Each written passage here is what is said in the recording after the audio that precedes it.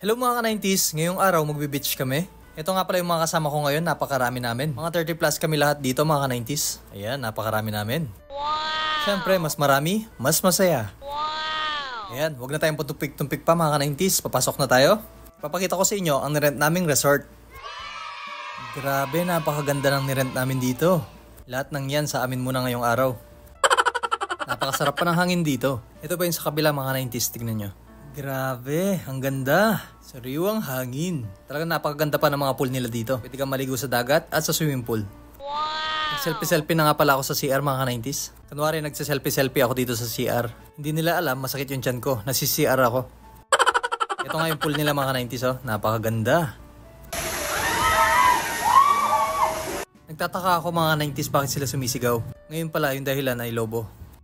Kaya lumilipad yung lobo kaya sila sumisigaw mga 90s. At syempre mga 90s, wag na tayong tumpik-tumpik pa. Pupunta tayo sa dagat.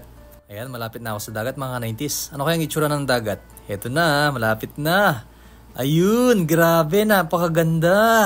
Wow! Napakasariwa ng hangin, tsaka nakakawala pa ng stress. Talagang makakalimutan nyo yung problema nyo dito.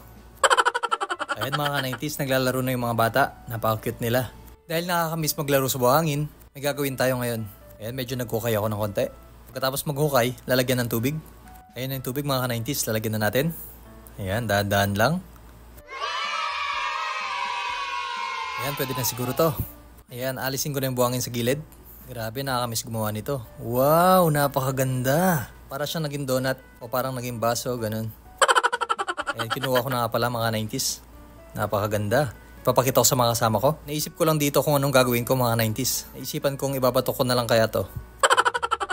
Yan, ipapakita na natin yung ginawa ko mga 90s. Siyempre, ginawa ko to ipagmamalaki ko. Yan, na-amaze siya mga 90s. Gusto niya daw hawakan.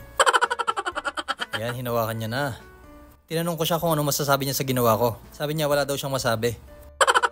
Hala, si Daddy Bear. Mag-comment nga kayo kung sino kamukha niya mga 90s. Ito naman si Tita May mga 90s. Hinahawakan niya yung ginawa ko. Wow! Ay, hindi.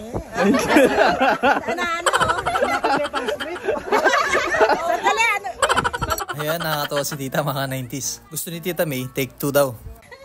Hi guys! Hi guys! Wow, ganda! Ayan, meron pa nagtitinda dito ng souvenir. Meron din daw siyang binibentang pearl. Ayan, napakarami. Wow! Ito naman yung mga kasama ko mga 90s. Nagpipictorial sila. Ayun oh. Wow! Sana all model. Meron pa ako nakita dito na maliit na crabs mga 90s. Kukunin natin. Talagang napaka-cute niya. Kukunin na natin. Ayun. Nakuha ko din sa wakas. Ito yung itsura niya mga 90s. Tignan natin. Ayun. Uy. Nakatakas siya. Ayan. Huli natin ulit. Ayun. Nahuli ko din siya sa wakas. Ito yung itsura niya mga 90s. Oh. Napaka-cute. Ipapakita ko ngayon kay Baby Tomtom. Ayun siya mga 90s. Napaka-cute niya. Takot daw siya sa crabs.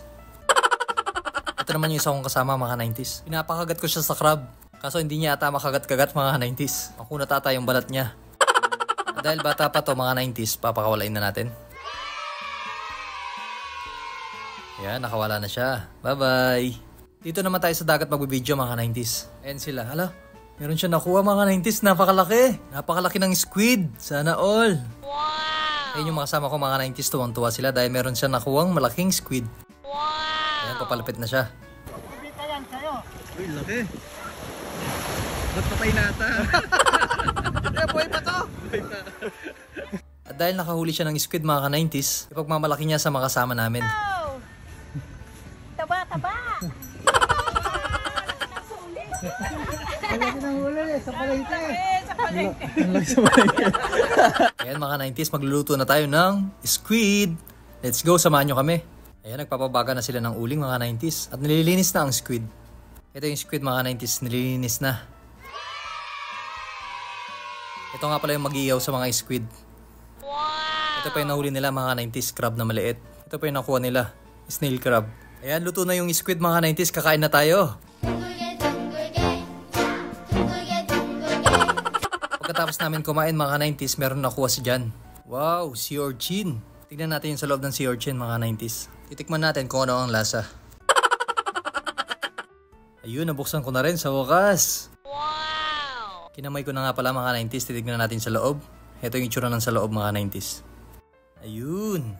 Grabe, makakain ko kaya to. Okay, titikman ko na. At syempre bago ko titikman, aamuin muna natin. Okay naman yung amoy, kaya titikman na natin. Ang alat.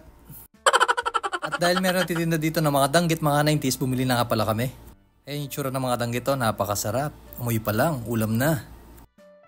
Lumipat na nga pala kami dito sa resort. Pumunta kami dito sa Pawikan mga 90s. Sabi daw nila marami daw pawikan dito, kaya pumunta kami dito. Sumama nga pala sa akin si Jan. Gusto niya daw makakita ng pawikan. Ayun yung mga pawikan mga 90s oh. Napaka-cute nila. Pagkapasok namin pala dito mga 90s, wala naman napisa. Sabi nila babalik daw kami mamayang gabi. Kaya pinapabalik kami mamayang gabi, mangingitlog daw yung mga pawikan dito. Kapag madaling araw naman, napipisa yung mga itlog dito. O paano, hanggang dito na lang tayo mga 90s. Bye-bye!